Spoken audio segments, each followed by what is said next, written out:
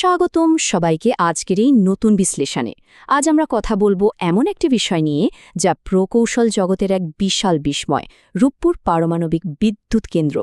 রাশিয়ার তৈরি অত্যাধুনিক জেনারেশন 3+ প্রযুক্তির এই বিশাল যজ্ঞ কিভাবে কাজ করে তা প্রথম দর্শনে বেশ জটিল মনে হতে পারে, তাই না? কিন্তু আজ আমরা এই জটিল বিজ্ঞানটাকে দৈনন্দিন জীবনের খুব সাধারণ কিছু উদাহরণের সাহায্যে ডিকোড করব। কোনো খটমটে থিওরি নয়, বরং একদম সহজ ভাষায় পারমাণবিক রিয়্যাক্টরের ভেতরে সেই রহস্যময় জগৎটিকে চলুন আজ ভালোভাবে চিনে নেওয়া যাক। আমাদের আজকের এই পুরো আলোচনাটিকে আমরা মূলত 4টি ধাপে সাজিয়েছি। প্রথমে জানব বিশাল এক কেটলির গল্প, এরপর রিয়্যাক্টর নিয়ন্ত্রণের গ্যাস ও ব্রেক ব্যবস্থা নিয়ে কথা বলব, তারপর দেখব চেরনোবিলের ত্রুটিগুলো আসলে কোথায় ছিল, এবং সবশেষে জানব অত্যাধুনিক VVER 1200-এর স্বয়ংক্রিয় সুরক্ষার দেয়াল সম্পর্কে। তো চলুন প্রথমেই শুরু করা যাক আমাদের প্রথম অংশ, বিশাল এক কেটলির গল্প দিয়ে। একটি পারমাণবিক বিদ্যুৎ কেন্দ্র বাইরে থেকে দেখতে যত বিশাল আর রোবোটিকই মনে হোক না কেন, শুনলে হয়তো অবাক হবেন, এর মূল কাজের ধরনটা কিন্তু আমাদের রান্নাঘরে থাকা একটি সাধারণ যন্ত্রের সাথে দারুণভাবে মিলে যায়। হ্যাঁ, ঠিক ধরেছেন, একটি কেটলি। পার্থক্য শুধু এই যে এখানে কয়লা বা গ্যাসের বদলে সম্পূর্ণ ভিন্ন একটি উপায়ে জল ফুটিয়ে বাষ্প তৈরি করা হয়। সবকিছুর শুরু হয় রিয়্যাক্টরের একেবারে হৃৎপিণ্ডে বা কোরে। এই জাদুকরী প্রক্রিয়ার নামই হল নিউক্লিয়ার ফিশন। জ্বালানি হিসেবে এখানে ব্যবহার করা হয় ইউরেনিয়াম 235। যখন একটি অতি ক্ষুদ্র নিউট্রন এসে ইউরেনিয়াম পরমাণুকে প্রচণ্ড জোরে আঘাত করে, তখন পরমাণুটি 2 ভাগে ভেঙে যায়, আর এই ভাঙনের ফলেই অবিশ্বাস্য মাত্রায় তাপ শক্তি উৎপন্ন হয়। এই সাধারণ বিজ্ঞানটাই কিন্তু পুরো বিদ্যুৎ কেন্দ্রের মূল চালিকা শক্তি। ফিশন প্রক্রিয়ায় যে প্রচণ্ড তাপ তৈরি হয় তা তো আর এমনি এমনি ছেড়ে দেওয়া যায় না। একে নিয়ন্ত্রণ করতে প্রাইমারি সার্কিট বা প্রথম স্তরে কুল্যান্ট হিসাবে জল ব্যবহার করা হয়। অবিশ্বাস্য হলেও সত্যি, এই জলের তাপমাত্রা 1000 ডিগ্রি সেলসিয়াসেরও বেশি হতে পারে, ভাবা যায়? কিন্তু আশ্চর্যের বিষয় হল, এত তাপমাত্রাতেও এ জল কিন্তু ফোটে না বা বাষ্প হয় না। এর কারণ হল, এই জলকে রাখা হয় প্রচণ্ড উচ্চ চাপে। ফুটন্ত অবস্থার আগেই এই চরম উত্তপ্ত জল পাইপের মাধ্যমে সোজা চলে যায় পরবর্তী ধাপে। এখন প্রশ্ন হল, এরপর কি হয়?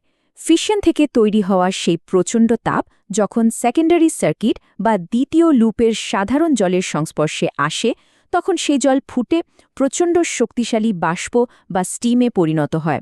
মনে রাখা ভালো, 2 লুপের জল কিন্তু কখনোই সরাসরি মেশে না, শুধু তাপের আদান প্রদান হয়। এরপর সেই উচ্চ চাপের বাষ্প সোজা গিয়ে ধাক্কা দেয় বিশাল এক টরবাইনে। টরবাইনের পাখাগুলো তখন প্রচণ্ড গতিতে ঘুরতে থাকে, আর তার সাথে যুক্ত জেনারেটরের ভেতরে থাকা চৌম্বক ক্ষেত্র ঘুরে তৈরি করে কাঙ্ক্ষিত বিদ্যুৎ। সবশেষে কনডেন্সারের মাধ্যমে সেই বাষ্পকে আবার ঠান্ডা করে জলে পরিণত করা হয়। আর এই শীতলীকরণ প্রক্রিয়ায় অত্যন্ত গুরুত্বপূর্ণ ভূমিকা পালন করে আমাদের পদ্মা নদীর জল। তো কেটলির ব্যাপারটা তো বোঝা গেল। এবার আছি আমাদের দ্বিতীয় অংশে, রিয়্যাক্টর নিয়ন্ত্রণ, অর্থাৎ গ্যাস ও ব্রেক। কল্পনা করুন তো, এমন একটা বিশাল শক্তিশালী ইঞ্জিনের কথা যার কোনো গিয়ার নেই, আছে শুধু গ্যাস প্যাডেল আর ব্রেক। একটি পারমাণবিক রিয়্যাক্টর ঠিক এইভাবেই কাজ করে। রিয়্যাক্টরের ভেতরে থাকা ইউরেনিয়াম জ্বালানি হল সেই গ্যাস প্যাডেল। পরমাণু ভাঙলে যে নিউট্রনগুলো বের হয়, সেগুলোই মূলত গাড়ির স্পিড বা গতি বাড়ায়। অন্যদিকে বোরন বা ক্যাডমিয়াম দিয়ে তৈরি কন্ট্রোল রডগুলো হলো আমাদের ব্রেক। এই রডগুলোকে যখন রিয়্যাক্টরের ভেতরে ঢুকিয়ে দেওয়া হয়, তখন এরা অতিরিক্ত নিউট্রনগুলোকে ঠিক যেন স্পঞ্জের মতো শুষে নেয়, আর সাথে সাথেই রিয়্যাক্টরের পাওয়ার বা তেজ কমে আসে। বিষয়টা আরও সহজে বোঝার জন্য বিখ্যাত বিজ্ঞানী ভ্যালেরি লেগাসভের একটা দারুণ উপমা আছে। তিনি শক্তির উৎসকে বলতেন লাল কার্ড, আর ব্রেক বা কন্ট্রোল রডগুলোকে বলতেন নীল কার্ড। একটি রিয়্যাক্টরের ভেতরে প্রতি মুহূর্তে এই লাল কার্ড এবং নীল কার্ডের মধ্যে অবিরাম এক খেলা চলতে থাকে।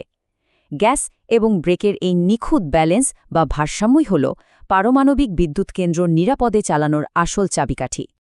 মজার ব্যাপার হল, এই বিশাল ইঞ্জিনে জলের রয়েছে দ্বৈত এবং রীতিমতো জীবন রক্ষাকারী এক ভূমিকা, ঠিক যেন গাড়ির ইঞ্জিনের লুব্রিক্যান্ট বা ইঞ্জিন অয়েলের মতো। প্রথমত, জল এখানে কুল্যান্ট হিসেবে কাজ করে, প্রচণ্ড তাপ শোষণ করে নেয়, যাতে অত্যধিক তাপে পুরো সিস্টেম গলে না যায়। দ্বিতীয়ত, এটি মডারেটর হিসেবেও কাজ করে।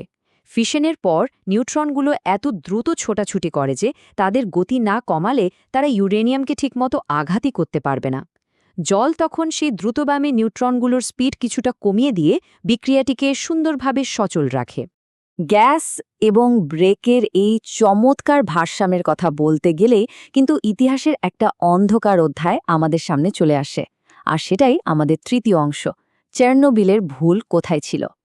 পারমাণবিক বিদ্যুতের কথা উঠলেই আমাদের অনেকের মনেই একটা অত্যন্ত প্রাসঙ্গিক প্রশ্ন উকি দেয়, রূপপুরে কি চেরনোবিলের মতো কোনো দুর্ঘটনা ঘটতে পারে? আচ্ছা, প্রযুক্তিগত পার্থক্য বুঝার আগে আমাদের জানা প্রয়োজন চেরনোবিলে আসলে কি এমন ঘটেছিল যা ওই ভয়াবহ বিপর্যয় ডেকে এনেছিল।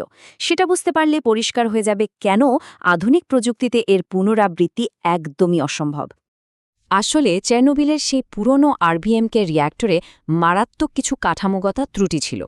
দুর্ঘটনার রাতে রিয়্যাক্টরটিকে অত্যন্ত কম পাওয়ারে বা পয়জনিং অবস্থায় নিয়ে যাওয়া হয়েছিল।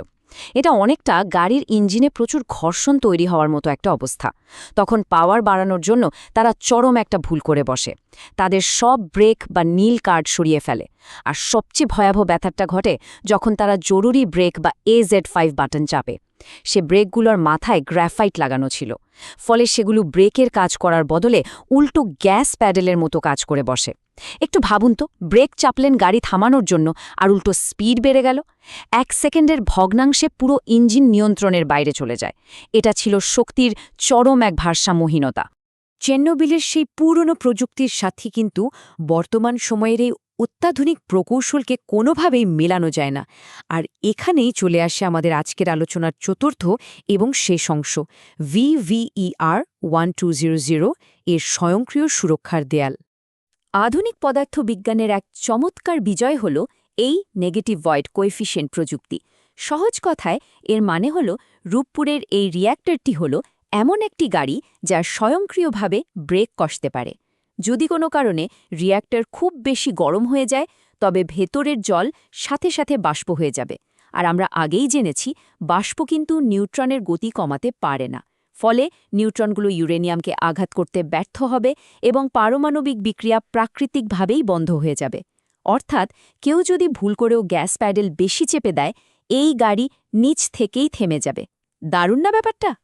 শুধু স্বয়ংক্রিয়ভাবে থেমে যাওয়াই নয়, এর প্যাসিভ সেফটি সিস্টেম বা নিষ্ক্রিয় নিরাপত্তা ব্যবস্থার আরও কিছু অসাধারণ বৈশিষ্ট্য রয়েছে।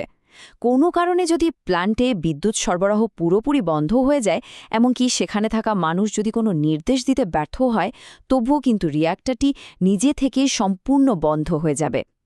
জরুরি অবস্থায় রেডিয়েশন বা তেজস্ক্রিয়তা বাইরে আসা ঠেকাতে এর চারপাশে রয়েছে মজবুত একাধিক সুরক্ষামূলক স্তর। আর এর বাইরের কন্টেইনমেন্ট বিল্ডিং এতই বিশাল এবং শক্তিশালী করে তৈরি করা হয়েছে যে বাইরের যে কোনো ভয়ঙ্কর প্রাকৃতিক দুর্যোগ, এমনকি একটি আস্ত বিমানের সরাসরি আঘাতও এটি অনায়াসে সহ্য করে নিতে পারবে। আমাদের আজকের এই বিশ্লেষণের একেবারে শেষ প্রান্তে এসে একটা অত্যন্ত গুরুত্বপূর্ণ কথা মনে রাখা প্রয়োজন। পারমাণবিক শক্তি আসলে খুব সাধারণ একটি বিজ্ঞান, যদি আমরা এর ভারসাম্যটুকু বুঝতে পারি। উন্নত প্রযুক্তি, স্বয়ংক্রিয় সুরক্ষার একাধিক স্তর, আর সেই গ্যাস ও ব্রেকের নিখুঁত মেলবন্ধন, এগুলো নিশ্চিত করে যে পারমাণবিক বিদ্যুৎ শুধু একটি বিশাল শক্তির উৎসই নয়, বরং পরিবেশের জন্য অন্যতম পরিচ্ছন্ন একটি উপায়ও বটে। আধুনিক বিজ্ঞান এবং প্রকৌশলের এই অভূতপূর্ব উন্নয়ন আমাদের এই বার্তায় দেয় যে সঠিক প্রযুক্তি এবং নিশ্ছিদ্র সুরক্ষার মাধ্যমে প্রকৃতি থেকে নিরাপদে অসীম শক্তি আহরণ করা একেবারেই সম্ভব। তাহলে ভাবুন তো, এই অত্যাধুনিক সুরক্ষা ব্যবস্থাগুলো কি মানবজাতির ভবিষ্যৎ জ্বালানি সংকটের সবচেয়ে নির্ভরযোগ্য সমাধান হতে পারে? প্রশ্নটি ভেবে দেখার মতোই, তাই না? আজ এ পর্যন্তই। ভালো থাকবেন সবাই।